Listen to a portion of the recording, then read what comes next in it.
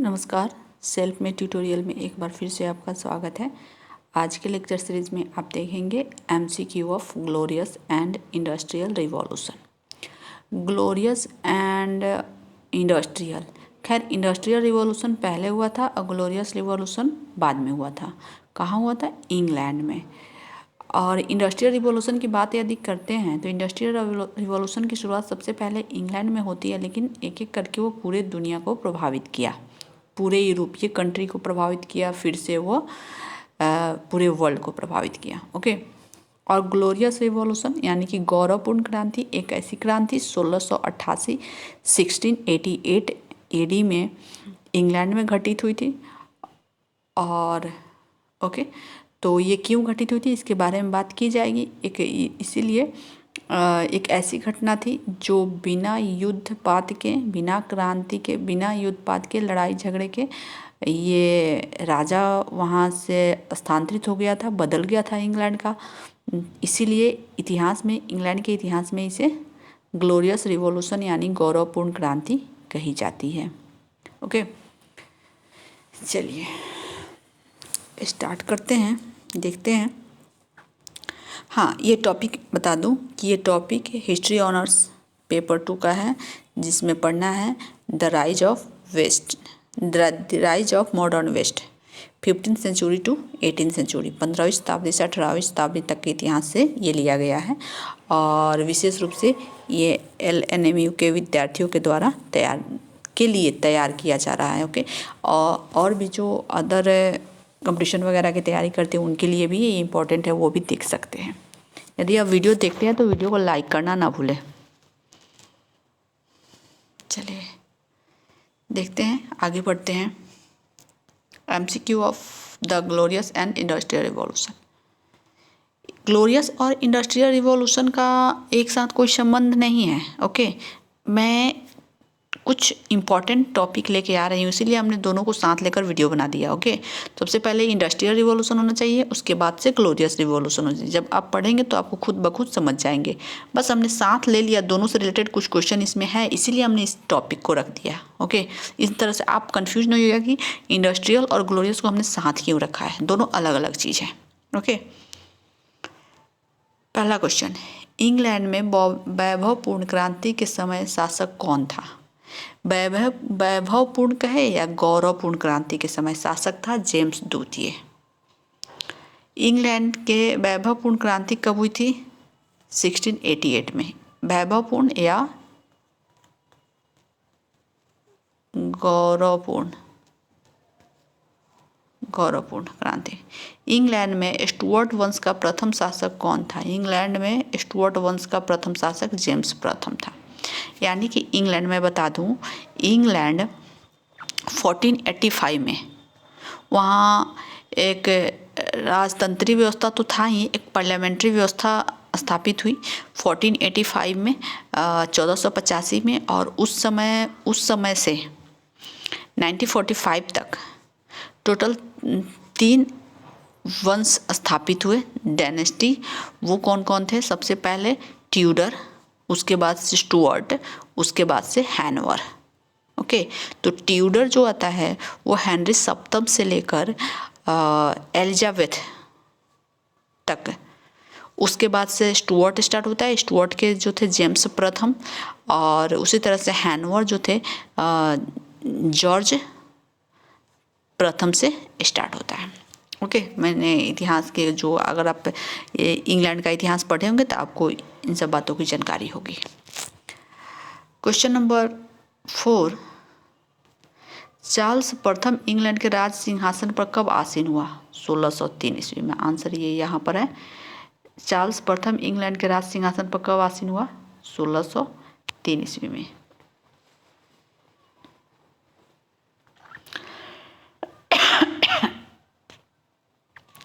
चलिए आगे बढ़ते हैं। इंग्लैंड में 7 वर्षीय युद्ध किसके शासनकाल में हुआ? इंग्लैंड में 7 वर्षीय युद्ध चार्ल्स प्रथम के शासनकाल में। क्वेश्चन नंबर 6, 1660 ईस्वी में इंग्लैंड की राजगद्दी पर कौन बैठा? 1660 ईस्वी में इंग्लैंड की गद्दी पर बैठा चार्ल्स द्वितीय। चार्ल्स द्वितीय की मृत्यु के पश्चात 1685 ईस्वी में इंग्लैंड की गद्दी पर कौन बैठा? चार्ल्स द्वितीय का छोटा भाई जेम्स द्वितीय। बिल ऑफ राइट्स किसकी सर्वोच्चता को प्रकट करने वाला अभिलेख था? बिल ऑफ राइट्स पार्लियामेंट की सर्वोच्चता को प्रकट करने वाला अभिलेख था। क्वेश्चन नंबर 9, औद्योगिक क्रांति सर्वप्रथम किस देश में हुई? तो इंग्लैंड में हुई। ओके।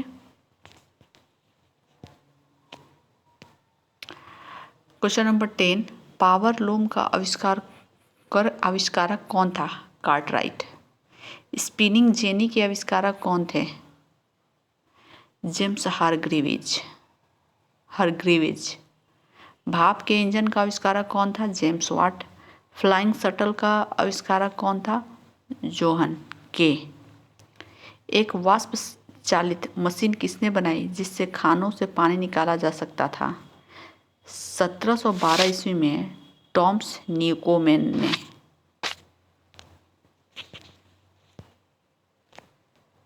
क्वेश्चन नंबर 15, टेलीग्राफ प्रणाली का आविष्कार किसने किया था? मोर्स नामक व्यक्ति ने। टेलीग्राफ प्रणाली का आविष्कार किसने किया था? मोर्स नामक व्यक्ति ने। इंग्लैंड में डाक व्यवस्था का आरंभ कब और किसके द्वारा किया गया? इंग्लैंड में डाक व्यवस्था का आरंभ 1840 ईस्वी में पेनी पोस्टेज के द्वारा। टेलीफोन का आविष्कारक कौन था? Graham Bell. कब किया था टेलीफोन का आविष्कार?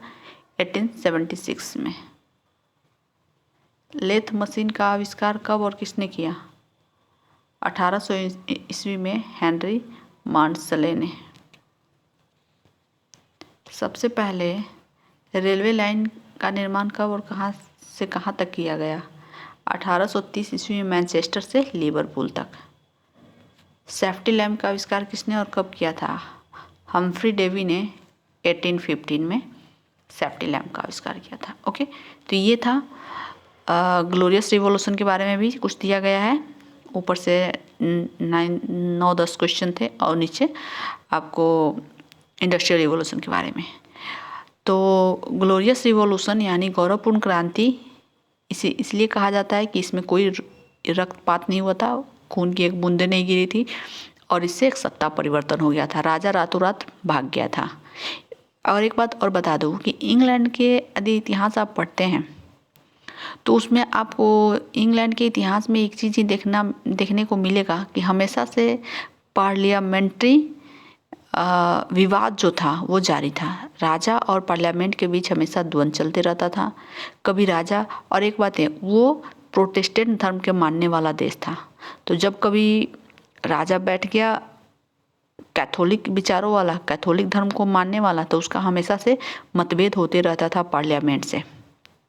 और उसी तरह से जेम्स द्वितीय जो था कैथोलिक समर्थक था और धीरे धीरे वो जब गद्दी पर बैठा तो कैथोलिकों को अपने ऊंचे ऊंचे पदों पे कैथोलिकों को भर दिया, जिससे पार्लियामेंट उसका विरोध करने लगा, लोग भी विरोध करने लगे।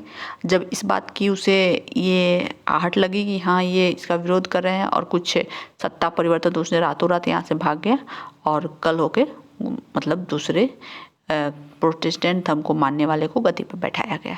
इसलिए इतिहास में इसे गौरवपूर्ण क्रांति कहा जाता है। ओके, इंडस्ट्रियल रिवॉल्यूशन के बारे में मैं ये बताऊं कि इंडस्ट्रियल रिवॉल्यूशन जो था यूरोप में, इंग्लैंड में हुआ था। यानी कि अनेक आविष्कार हुए, बड़े बड़े कल कारखाने स्थापित किए गए और इससे लोगों को जो हस्तचालित मशीनें थी उनकी संख्या कम हुई और मशीनरी चीज़ों का ज़्यादा से ज़्यादा आविष्कार हुआ। और इस तरह से इसे औद्योगिक क्रांति इसलिए कहा जाता है, इससे व्यापार व्यवसाय के क्षेत्र में भी अप्रत्याशित वृद्धि हुई। ओके, तो ये था ये सब इम्पोर्टेंट टॉपिक, इम्पोर्टेंट ये MCQ, आप इसे देखिए। अगर आप वीडियो देखते हैं तो अगर अच्छा लगता हो तो वीडियो को लाइक करें, अपने दोस्तों के बीच ज़्यादा से ज़्यादा शेयर करें और चैनल को सब्सक्राइब कर ले ताकि इस तरह की इम्पोर्टेंट वीडियो आपको आसानी से मिलते रहें। तब तक के लिए हम फिर एक नए वीडियो के साथ हाजिर होते हैं। तब तक के लिए पढ़ते रहिए। धन्यवाद।